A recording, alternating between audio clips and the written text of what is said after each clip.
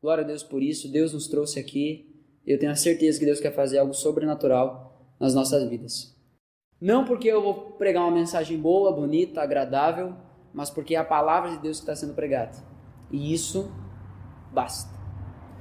Eu quero convidar você a abrir a sua Bíblia mais uma vez na carta de Tiago.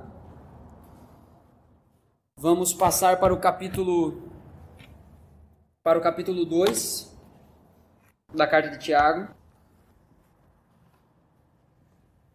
O tema da mensagem de hoje é: a fé liberta do preconceito. O tema da nossa série é maturidade, um chamado à fé prática. A maturidade é colocarmos em prática aquilo que nós sabemos, aquilo que nós ouvimos, aquilo que Deus já tem colocado diante de nós. É costume de criança saber as coisas e não fazer. E é compreensível isso. Agora, um adulto precisa ter responsabilidades e responder a essas responsabilidades. Diferente da maturidade natural, que muitas vezes vem de uma forma automática, ainda que para alguns chegue bem mais tarde do que para outros, a maturidade espiritual, ela não vem de uma forma automática, nós precisamos buscá-la. Então, pode haver alguém com 16 anos de idade que seja mais maduro da fé de alguém que tenha 40 anos de idade. Às vezes, pelo simples fato de que aquele que tem 16 anos de idade já está andando há 5 anos com Jesus, enquanto aquele que tem mais idade a recém se converteu. Então, não é porque a pessoa é adulta que ela terá uma maturidade espiritual. Isso vai se dizer muito pelas pessoas que ela tem ao seu redor, pelas suas práticas espirituais e também pelo seu tempo, constância, intensidade de caminhada com Jesus.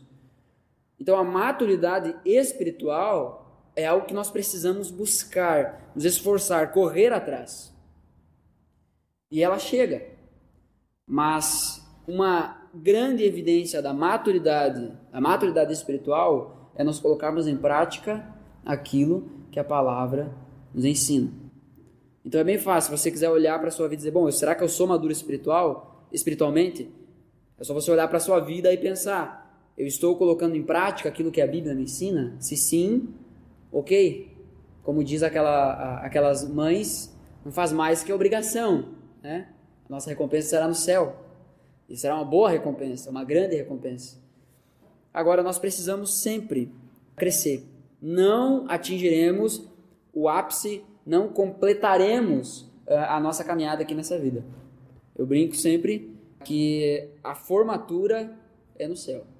Lá sim encontraremos a plenitude da presença de Deus em nós. Então, hoje, quero que você acompanhe comigo aí em Tiago, capítulo 2, a partir do verso 1.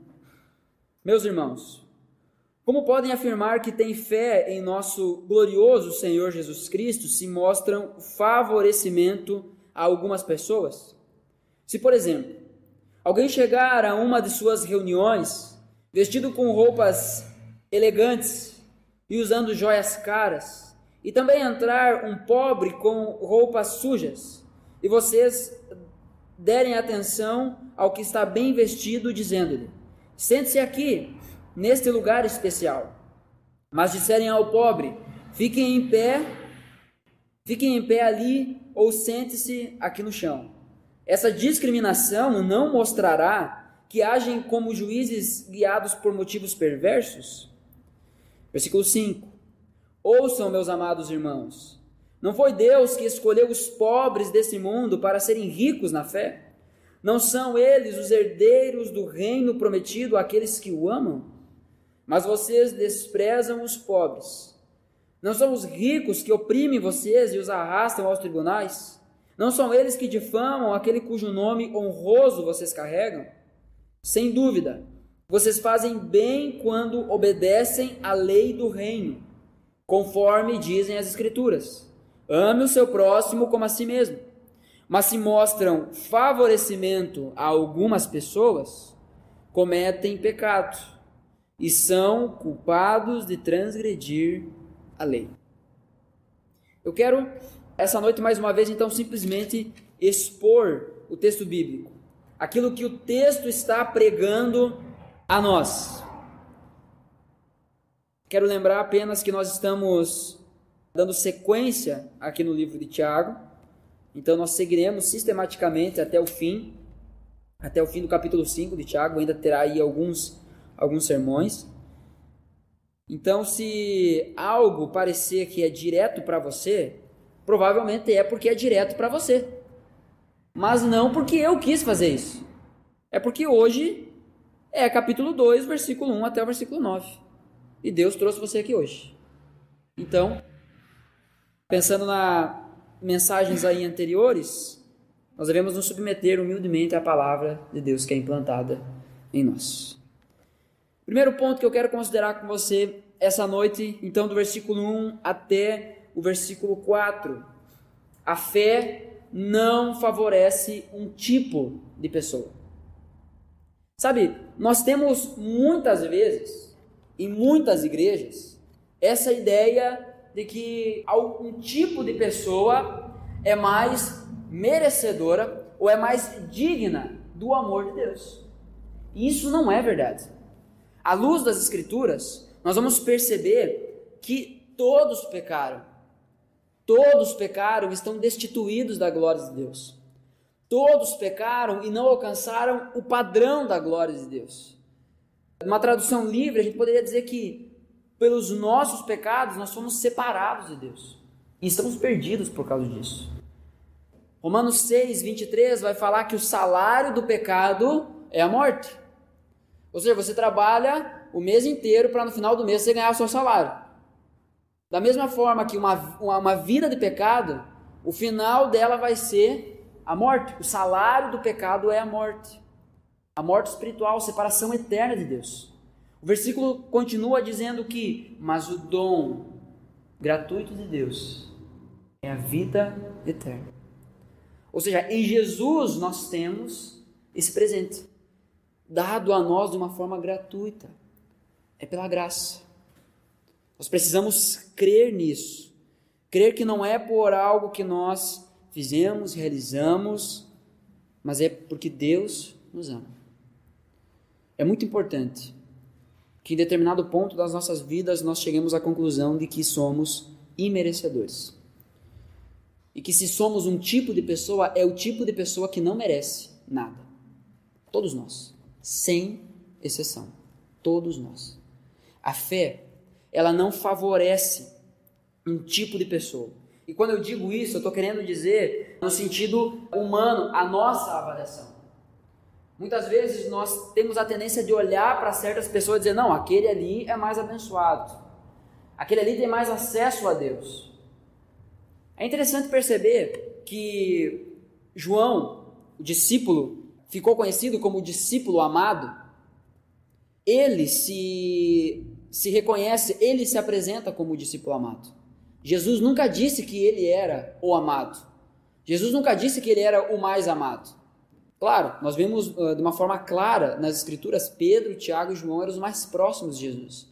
Eram aqueles que Jesus chamava para mais perto, para discipular mais profundamente, mais intensamente.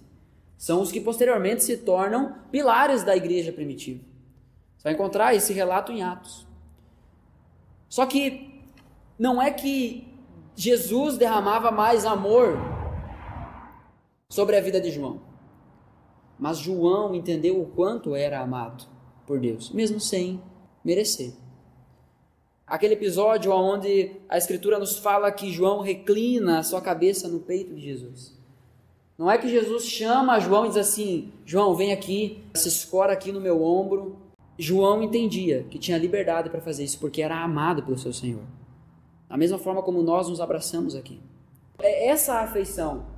Não é que Jesus chama João e diz assim, João, vem aqui no meu peito, reclina no meu peito e só tu tem acesso a isso. Não, João entendia que ele tinha liberdade para isso. Então, da mesma forma, nós devemos chegar a Deus entendendo que temos essa liberdade. Agora, que Deus não olha para nós como se, não, certo tipo de pessoa tem mais liberdade para chegar em mim ou não. Atos capítulo 10, versículo 34, o texto bíblico vai nos dizer, eu vejo agora claramente que Deus não mostra favorecimento a nenhum tipo de pessoa. O contexto dessa passagem é o Evangelho, é o Espírito Santo sendo derramado sobre os gentios, ou seja, sobre o povo que não era judeu. Deus não inicialmente escolheu a nação de Israel, mas para que através dessa nação as outras nações fossem abençoadas. Nunca foi só sobre um povo, nunca foi só sobre um tipo de pessoa. A pergunta é, por que nós muitas vezes temos a tendência de fazer isso? Tratar melhor certo tipo de pessoa. O texto bíblico nos dá um exemplo aqui, e é justamente apenas um exemplo. O versículo 2 ele inicia dizendo, se, por exemplo, ele não está dizendo que aqueles crentes estavam fazendo isso, mas se, por exemplo, isso acontecesse, vocês não estariam agindo como juízes, ou não juízes no sentido que nós conhecemos hoje, mas pessoas que julgam, pessoas que emitem diagnósticos sobre as pessoas? Vocês não estariam agindo como juízes perversos? Ou seja, fazendo aquilo que não agrada a Deus? Olhando para as pessoas de uma forma que Deus não olha? Sabe, entrasse aqui alguém bem arrumado, alguém bem ajeitado, a gente dissesse, não, senta aqui, tranquilo, quer um copo de água, cumprimentar, sentar-se do lado. Mas aí chega alguém que está talvez cheirando álcool, talvez cheirando as suas próprias necessidades, fez na roupa. Nós já ficamos bem mais resistentes a cuidar dessas pessoas. Eu estou jogando aqui para um extremo, mas nós precisamos reconhecer que dentro de nós há uma tendência de tratar melhor os nossos iguais. Pessoas que pensam, que se vestem, que agem diferente da gente, a nossa tendência é parece que repelir um pouco essas pessoas. Mas a verdadeira fé, a fé que denuncia a nossa maturidade, ela não faz acepção de pessoa. A verdadeira fé, ela não favorece um tipo de pessoa. A verdadeira fé está sempre pronta para servir todo e qualquer tipo de pessoa. A verdadeira fé, a exemplo de Jesus, faz com que nós compreendamos que não viemos a esse mundo para sermos servidos, mas sim para servir. Na última ceia que Jesus tem com os seus discípulos, é interessante, eu gosto de me colocar dentro daquele momento, daquela situação, onde está todo mundo ali comendo, e Jesus, discretamente, ele se afasta da mesa, coloca uma toalha em volta da sua cintura e começa a lavar os pés dos seus discípulos. É interessante, e isso fica nas entrelinhas, que Jesus não levanta da mesa e diz assim, pessoal, um momento de atenção, por favor. Prestem atenção no que eu vou fazer. Olhem para mim, agora eu vou dar uma lição, eu vou ensinar como se serve. Olhem, prestem bem atenção no que eu estou fazendo. Não, Jesus simplesmente faz. A verdadeira fé, ela não favorece um tipo de pessoa. E ela também não tem necessidade nenhuma de demonstrar que não está favorecendo nenhum tipo de pessoa. Porque muitas vezes, principalmente nesse tempo de pandemia, nós temos visto pessoas realizando boas obras e tentando demonstrar que estão fazendo. Como quem diz assim, não, eu cuido daqueles que precisam. Eu entendo que ele é um igual a mim. Até agora, quando eu fui buscar a Mônica, nós estávamos conversando sobre pessoas para a gente ajudar. Nós temos 2 pessoas aí em mente que estamos tendo algum contato.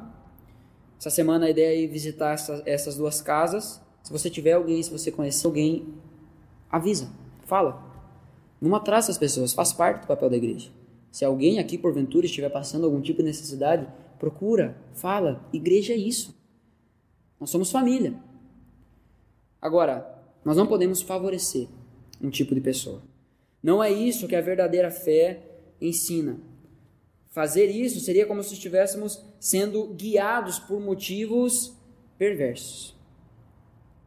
Então a primeira coisa é que nós precisamos reconhecer a nossa tendência de tratar melhor pessoas bem arrumadas e cheirosas, sendo bem direto.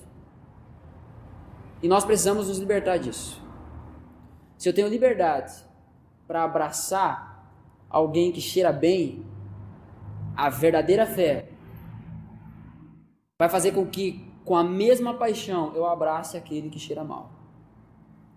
Se eu tenho a liberdade para sair, passar tempo com alguém que cheira bem, que se veste bem, eu preciso também fazer isso com aquele que não se encontra na mesma situação. Eu estou citando aqui exemplos extremos. Sabe, mas nós precisamos entender como isso se apresenta sutilmente nas nossas vidas. Talvez até mesmo aqui no final do culto. A gente acaba indo procurar aquelas pessoas que pensam como a gente, se vestem como a gente, falam como a gente. Então nós precisamos atentar para isso. Eu não estou dizendo que aqui alguém está fazendo. Eu quero me prender literalmente no texto. Se, por exemplo, nós fizermos isso, estaremos agindo por motivos perversos. Estaremos agindo por motivos errados. Então isso serve de alerta para nós como igreja. Qual é a pessoa mais importante do culto? Não foi uma pergunta retórica. Qual é a pessoa mais importante do culto? Não tenha medo de responder. Jesus. Qual é a segunda pessoa mais importante do culto? O visitante. A primeira pessoa mais importante do culto é Jesus. A segunda pessoa mais importante do culto é o visitante. Nós precisamos abraçar as pessoas. E agora, no sentido de abraçar, não estou falando nem tanto literal, né? Por toda essa questão, às vezes um visitante não vai nem se sentir à vontade de estar sendo abraçado. Mas sabe, nós precisamos compreender que a verdadeira fé ela não favorece um tipo de pessoa. Deus não olha para o exterior como nós olhamos. Deus não faz isso. Se pensarmos na história de Davi, o momento em que Davi é selecionado por Samuel. Samuel é direcionado por Deus para ungir um dos filhos de Jessé. E lá vai Samuel, então, conversar com todos os filhos de Jessé. Um por um passa os filhos de Jessé, todos guerreiros, do mais velho ao mais novo. Todos guerreiros, todos fortes, aptos para serem reis. E naquela época, rei tinha que batalhar, rei tinha que ir para a guerra. Todos eram muito fortes, muito bonitos, cumpriam todos os pré-requisitos para reinar sobre Israel. E aí passa todos os filhos de Jessé, Samuel diz assim, não é nenhum desses. Tem algum outro filho que tu não está me apresentando? E aí, dá para ver que Davi tinha muita credibilidade, né? Mais ou menos Jessé diz assim, não, tem um outro aí que está pastoreando as ovelhas lá, mas é o mais novo, ou seja, que lá não importa. O texto bíblico vai descrever Davi como um menino ruivo e meigo. Eu não sei o que vem à sua cabeça quando fala sobre um menino meigo, mas não é assim uma característica de um homem guerreiro, digamos assim, que inspirava a força, a ferocidade que precisava na época. Mas Deus estava olhando para o coração daquele cara. E ele se torna o maior rei que Israel já teve. Então, nós precisamos aprender a olhar para as pessoas com os olhos da fé. Paulo, na sua carta aos Coríntios, quando ele fala sobre o ministério da reconciliação, ele vai dizer que nós fomos reconciliados com Deus, para que através da nossa vida nós venhamos a reconciliar outros também com Deus. Através de nós, Deus grita ao mundo, reconciliem-se comigo. Deus faz isso através de nós. Nesse contexto, Paulo está dizendo, então, eu já não olho nem para Cristo segundo os olhos da carne e também nem ao meu próximo com os olhos da carne, mas como Cristo olha. E nós precisamos fazer isso. No versículo 5, ele vai nos dizer assim, ouçam, meus amados irmãos, não foi Deus que escolheu os pobres desse mundo para serem ricos na fé? Não são eles os herdeiros do reino prometido àqueles que o amam? Na maioria das vezes, pelo menos no contexto bíblico, e Jesus trata isso, o rico era alguém preso à sua riqueza. O segundo ponto que eu quero mencionar é que a fé mostra a verdadeira riqueza. E aqui, mais uma vez, é importante ter o contexto histórico na nossa mente. As pessoas que estavam perseguindo a igreja Lembrando que Tiago escreve essa carta aos crentes que se dispersaram de Jerusalém por causa da perseguição. As pessoas que estavam perseguindo a igreja eram os ricos e poderosos. Eram aqueles que detinham o poder. Nós precisamos entender que o que a Bíblia está dizendo aqui não é que só os pobres foram selecionados, escolhidos para serem ricos de fé e os ricos morrerem, serem presos, estarem presos na incredulidade. Não é. É que apenas de uma forma geral, o rico era orgulhoso. Eu conheço e boto a minha mão no fogo. Pessoas que têm dinheiro e o dinheiro não as têm. Pessoas que têm dinheiro e investem seu dinheiro na obra de Deus. Eu conheço e boto a mão no fogo por essas pessoas. Agora, o que a Bíblia está trazendo aqui é um relato geral. Mateus capítulo 19, abre comigo aí, deixa marcado Tiago, porque a gente vai voltar para lá. Mas Mateus capítulo 19, versículo 23, nós encontramos aqui uma situação bem interessante.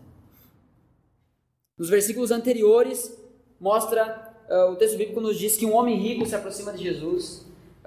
Se eu não me engano, o Evangelho de João vai tratar esse cara como um jovem rico, que se aproxima de Jesus e diz assim: mestre, o que farei para herdar a vida eterna? E esse homem, esse jovem, ele possuía muitas riquezas, ele possuía muitos bens, muito dinheiro. Jesus diz assim: vá, vende tudo o que tem e me siga. Aquele homem vai embora triste porque tinha muitos bens. A questão aqui não é que Jesus estava dizendo que o dinheiro era pecado, mas que o amor ao dinheiro era pecado. A Bíblia não fala que o dinheiro é a raiz de todos os males, mas que o amor ao dinheiro é a raiz de todos os males. Então nós não podemos ficar presos a riquezas terrenas. A verdadeira fé mostra a verdadeira riqueza. E, gente, se nós não tivermos esse pensamento com o pouco que a gente tem, eu não sei se alguém aqui é rico, mas se a gente não tiver esse pensamento com o pouco que a gente tem, nós não teremos esse pensamento quando tivermos muito. Eu queria ter bastante para então investir na obra de Deus. Não vai. Se você não faz isso com o pouco que você tem, você não fará com o muito. É um fato. Não vai. Sabe, após então esse diálogo, esse jovem, esse homem, ele vai embora triste, porque tinha muitas riquezas e não estava disposto a abrir mão daquilo que ele tinha. É interessante que Jesus se apresenta aqui como a maior riqueza. Ele diz assim: vai, vende tudo que tem e me siga. Quer ganhar a vida eterna? Eu sou a vida eterna. Me siga. Abra mão de tudo que você tem. Agora, o versículo 23, então, e o versículo 24 vai dizer assim: então Jesus disse aos seus discípulos: eu lhes digo a verdade, é muito difícil um rico entrar no reino dos céus. Digo também, é mais fácil um camelo passar pelo buraco de uma agulha que um rico entrar no reino de Deus. Eu nunca vi um camelo ao vivo, mas todo mundo aqui sabe que é um camelo. Uma agulha todo mundo já viu ao vivo. Sabem a dificuldade que é para muitos de enfiar a linha no buraquinho da agulha. O que Jesus está dizendo é que é mais fácil um camelo, o animal, passar pelo buraco da agulha do que um rico entrar no reino de Deus. Qual é a probabilidade desse rico ser salvo? O texto segue dizendo: ao ouvir isso, os discípulos ficaram perplexos e perguntaram: então quem pode ser salvo? Jesus olhou atentamente para eles e respondeu: para as pessoas isso é impossível, mas tudo é possível para Deus. Humanamente nós não conseguimos nos salvar. É obra dele. É obra dele, é obra de Deus. A fé mostra a verdadeira riqueza. Se esse homem que Jesus estava tratando nesse contexto realmente tivesse fé em Jesus, realmente tivesse fé em Deus, ele entenderia que Jesus era a maior riqueza, e não aquilo que ele tinha. É provável, volta comigo para Tiago, é provável que estivesse havendo um certo tratamento diferenciado com aqueles que eram, talvez indiretamente, responsáveis por toda a perseguição. Estes muitas vezes difamavam o nome de Jesus. Você vai ver que o texto bíblico vai dizer isso. No versículo 6 ali diz: mas vocês desprezam os pobres. Não são os ricos que oprimem vocês e os arrastam aos tribunais? Não são eles que difamam aquele cujo nome honroso vocês carregam? Sabe, irmãos, nós precisamos ter em mente de que toda aquela pessoa que não professa fé em Jesus, ela está pregando contra Jesus. Nós encontramos esse princípio bíblico na Escritura. O próprio Jesus vai dizer: aquele que não comigo ajunta, espalha. As cartas que João escreve, ele vai dizer que todo aquele que afirma que Jesus não é o Filho de Deus, ou seja, não é o Salvador que Deus enviou ao mundo, este é o anticristo. Olha o peso disso. Olha o peso disso. Então, ainda que seja sutil, mas todos aqueles que depositam a sua esperança, a sua segurança nas riquezas terrenas, sejam elas riquezas enormes, ou seja, coisas que eu e você temos, pequenos bens, toda vez que nós fizemos isso, nós estamos difamando o nome de Jesus, porque nós não estamos reconhecendo Ele como a maior riqueza. E muitas vezes, a nossa tendência, assim como esses crentes aqui a quem Tiago escrevia, muitas vezes nós temos a tendência de tratar as pessoas que fazem isso de uma forma melhor, simplesmente para ganhá-las, para conquistá-las. E aí não só acabamos nos associando com o pecado deles, mas também pecando juntamente com eles. É aquela famosa frase: quem cala, consente. O Evangelho de Lucas, se eu não me engano, ele traz ali um termo que alguns usavam para definir Jesus: amigo de pecadores. Eu não estou dizendo que nós não devemos nos relacionar com essas pessoas. Como nós ganharemos essas pessoas se não estivermos perto delas? Se não estivermos amando elas? Se não estivermos falando a língua delas? Não conseguiremos. A nossa mensagem, ao invés, se não tiver aplicação na vida delas, ao invés de atrair, vai empurrar para mais longe.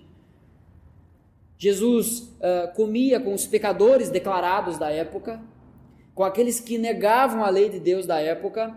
Agora, Jesus nunca pecou com eles. Da mesma forma, nós também precisamos fazer isso. Estar entre os pecadores.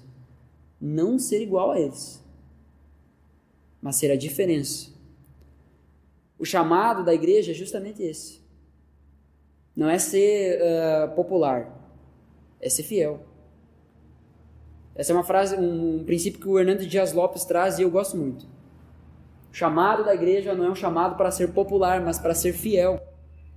Nós não vamos atrair as pessoas por aquilo que é igual ao que elas já têm, mas por aquilo que é diferente. E eu garanto a você que o amor de Jesus não se encontra em lugar nenhum. O mundo não oferece o que o amor de Jesus oferece. Só que nós muitas vezes estamos colocando a nossa esperança nas riquezas desse mundo. E a nossa tendência às vezes é de tratar melhor as pessoas que fazem isso. Até às vezes para sermos favorecidos por elas. E isso não pode acontecer. Então, primeiro ponto, a fé não favorece um tipo de pessoa. A fé mostra, denuncia a verdadeira riqueza. Versículo 8 e versículo 9. A fé ama deliberadamente. Sem dúvida, vocês fazem bem quando obedecem à lei do reino conforme dizem as Escrituras.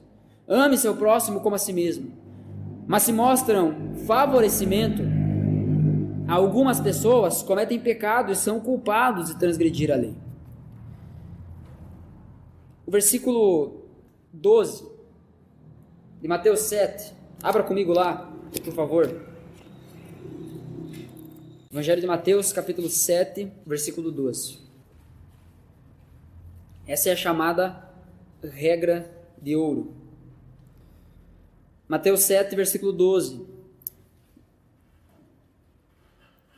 Diz assim: em todas as coisas, façam aos outros o que vocês desejam que eles lhes façam. Essa é a essência de tudo que ensinam a lei e os profetas. Façam aos outros o que vocês desejam que eles lhes façam. Como você gostaria de ser tratado, recebido em algum lugar? Você já foi em algum lugar que assim era tão chique, tão bonito, tão bem arrumado, que você sentia a sujeira do lugar, a bagunça do lugar? Às vezes não te avisaram que era um negócio mais requintado e você foi... Vocês viram o jeito que eu vou no mercado, né? Eu postei lá foto esses dias, eu fui de chinelo e meia. Pelo menos eu não percebi que ninguém ficou me olhando torto. Mas como você gostaria de ser recebido num lugar? É da mesma forma que nós devemos receber as pessoas. O princípio bíblico que nos é apresentado é que devemos fazer aos outros aquilo que nós gostaríamos que fizéssemos a nós. Então, vamos pegar um exemplo. É um exemplo que eu sempre gosto de mencionar. É bom, aqui a gente tem a Denise que trabalha na loja ali, mas muito da clientela volta por causa do atendimento, não é? Provavelmente tu é cobrada para estar sempre sorrindo e tal, né? Para atender bem os clientes e tudo mais, né? O Jota lá também na padaria. Então, a pessoa que lida com o público tem isso. E aí a gente escuta muitas pessoas falando: bom, se eu for numa loja e eu não for bem atendido, eu nunca mais volto. Já ouviram isso? E aí algumas pessoas tendem a aplicar isso para a igreja, que até certo ponto está certo. Algumas pessoas pensam: não, se eu for à igreja e eu não for bem recebido, eu nunca mais volto. E até certo ponto está certo. Está certo. Agora, ser bem recebido, a pessoa pode ser recebida em qualquer lugar. Ela entra numa balada, ela é bem recebida. Ela entra num centro de umbanda, ela é bem recebida. Ela vai em qualquer outra seita, ela é bem recebida. O cara chega lá na boca lá para comprar droga, ele é bem recebido. Não é sobre ser bem recebido. É sobre fazer a diferença na vida das pessoas. A fé ama deliberadamente. Ame o seu próximo como a si mesmo. Não é simplesmente amar ao meu próximo a forma como eu quero ser amado, mas é amar o meu próximo entendendo que ele é pecador como eu sou. Ame o seu próximo como a si mesmo. Da mesma forma que você deseja ser amado, mesmo sendo um pecador, ame a ele, mesmo ele sendo um pecador. Queridos, aqui o desafio é maturidade. O desafio é maturidade. Então, o imaturo, ele vai dizer assim: não, eu não vou chamar a atenção do fulano de tal porque eu não gostaria que me chamassem a atenção. Aí ele aplica essa regra desse jeito. O maduro, aquele que quer crescer, aquele que quer se desenvolver, aquele que quer se tornar semelhante a Jesus, ele vai dizer: eu vou chamar a atenção da vida do meu irmão, porque através disso também eu estou dando liberdade para que ele, quando eu estiver em pecado, quando eu estiver fazendo alguma coisa que não agrada a Deus, ele tenha a liberdade para me corrigir também. É sobre maturidade. Amar o próximo como a si mesmo não é simplesmente apoiar ele no pecado só porque eu gosto do pecado. Fazer ao outro aquilo que eu espero que fizessem a mim não é para pessoas imaturas, porque senão a Bíblia está dando brecha para que as pessoas se encorajem no pecado, a fazer aquilo que o seu coração manda. Já ouviu isso? Faça aquilo que o seu coração mandar. Essa carta deveria vir assinado Satanás. A Bíblia nos ensina que o coração do homem é enganoso. é mal. Não confie no seu coração, exceto se o seu coração estiver imerso na presença de Deus. Porque aí é Deus falando ao seu coração e dando direção à sua vida. Agora, não confie puramente e simplesmente nos seus desejos, nas suas afeições. Nem para a sua própria vida, tampouco para aconselhar aos outros. Faça aquilo que o seu coração mandar. É isso que eu gostaria de ouvir. O problema é seu, está errado. Não é sobre o que a gente quer ouvir, é sobre o que a Bíblia ensina. É sobre maturidade. A fé, ela ama deliberadamente. É sempre com desprendimento. E eu fui procurar o significado dessa palavra. Dentro desse contexto, amar deliberadamente é amarmos intencionalmente. É amar corretamente. E qual é o padrão? A Bíblia. O padrão é a Bíblia. Então, amar o próximo como a si mesmo, ele vai ainda mais além do que simplesmente se perguntar como eu gostaria de ser recebido ou o que eu gostaria que fosse feito por mim. É olhar para o próximo entendendo que ele tem a mesma condição de pecador que eu tenho. Amar o próximo como a mim mesmo é entender que o irmão, o próximo que está ao meu lado é pecador como eu. Que ele vai falhar como eu. E que às vezes vai ser difícil amar ele. Porque ele vai me desapontar, ele vai me decepcionar. Mas a fé que nos leva à maturidade, ela ama deliberadamente. Ainda que o meu próximo faça algo que me desaponte, eu o amarei intencionalmente. Porque é isso que a fé, a verdadeira fé, me desafia a fazer.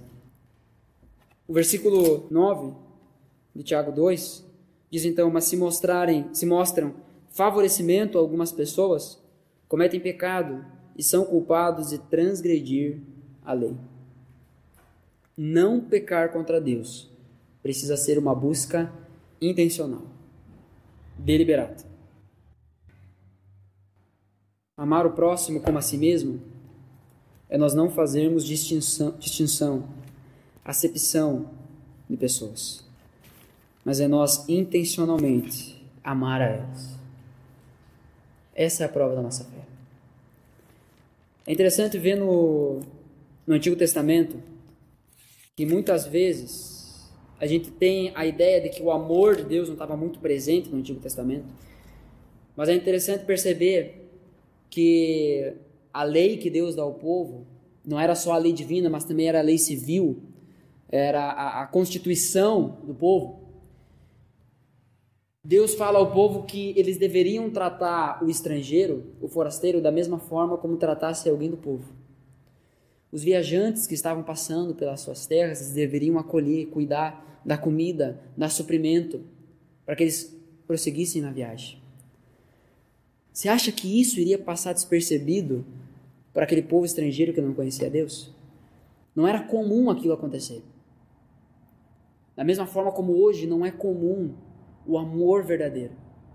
Até mesmo dentro das igrejas isso tem se perdido. Mas nós não seremos uma igreja assim. Nós somos família. Uma família por amor. Porque Deus nos ama, nos tornamos filhos. Porque amamos ao próximo, nos tornamos família. Nós precisamos buscar isso. A fé, ela elimina o preconceito. O preconceito de olhar para alguém e achar que ele merece ou não merece tal coisa. Olhar para alguém e achar que ele é capaz ou não é capaz de tal coisa. A fé nos ensina a olhar para as pessoas, a amar elas até o fim, como Cristo amou e se entregou pelos seus. É amar essas pessoas, é se entregar por elas e crer que Deus pode torná-la aquilo que é a sua vontade. O nosso desejo, na verdade, é investir nas pessoas de certa forma que elas se tornem melhores do que nós, naquilo que nós estamos ensinando elas a fazer. Que esse seja o nosso pensamento. Agora, não conseguiremos fazer isso sem primeiro aperfeiçoar o nosso amor por Deus. Jesus, ele resume toda a Escritura num mandamento, chamado o grande mandamento. Amar a Deus acima de todas as coisas e ao próximo como a ti mesmo. Ele não trata como duas coisas diferentes. Ele trata como a mesma. É interessante que o verdadeiro amor ao próximo, ele provém de Deus. E o verdadeiro amor a Deus, ele é provado através do nosso amor ao próximo. As duas coisas andam juntos. Eu gosto de imaginar a ideia da cruz, o formato da cruz em si. Ela tem o sentido vertical, onde aponta a Deus, e ela tem o sentido horizontal, onde aponta ao lado, para o próximo. Nós precisamos ser intencionais nisso. No nosso relacionamento com Deus e no nosso relacionamento com o nosso próximo. Um não existe sem o outro. Agora, o verdadeiro amor ao próximo, ele flui do verdadeiro amor a Deus. E para amarmos verdadeiramente a Deus, precisamos compreender, primeiro, que Ele nos amou, mesmo sendo pecadores. A minha oração essa noite, que você saia daqui com um desejo, que você saia daqui com um santo desespero de amar o seu próximo como a ti mesmo nessa semana. Porque assim você estará pregando o amor de Jesus. Assim você não só se tornará uma pessoa melhor, mas você se tornará semelhante a Ele. Você não precisa abrir se você não quiser, mas a primeira carta de Pedro, capítulo 1, versículo 13, diz assim: portanto, preparem sua mente para a ação e exercitem o autocontrole. Depositem toda a sua esperança na graça que receberão quando Jesus Cristo for revelado. Sejam filhos obedientes. Não voltem ao seu antigo modo de viver, quando satisfaziam os próprios desejos e viviam na ignorância. Agora, porém, sejam santos em tudo o que fizerem, como é santo aquele que os chamou. Pois as Escrituras dizem: sejam santos porque eu sou santo. Quando a Bíblia fala que Deus é santo, fala sobre um ser totalmente único, separado, sem pecado, puro. Quando a Bíblia fala que nós devemos ser santos, como Ele é santo, não é ser perfeito como Ele é. Ainda que na internet tem circulado alguns vídeos dizendo que é possível isso, mas não é. O pecado estará presente na nossa vida até o dia da nossa morte. E glorioso será o dia em que Jesus Cristo nos restaurar totalmente. Agora, quando a Bíblia fala que nós devemos ser santos, porque Ele é santo, está falando sobre o significado de sermos únicos, dedicados somente a Ele. A ideia de santo aqui é separado. Sejam santos, sejam separados àquele Deus que é santo, àquele Deus que é único. A nossa maior missão aqui nessa terra é essa. Não é ter dinheiro, não é ter carro, não é ter casa, não é ter casamento. Todas essas coisas vão acontecer na nossa vida. Mas essas coisas devem estar fundamentadas em cima da nossa maior missão nessa terra, que é ser semelhante a Jesus e revelar Ele.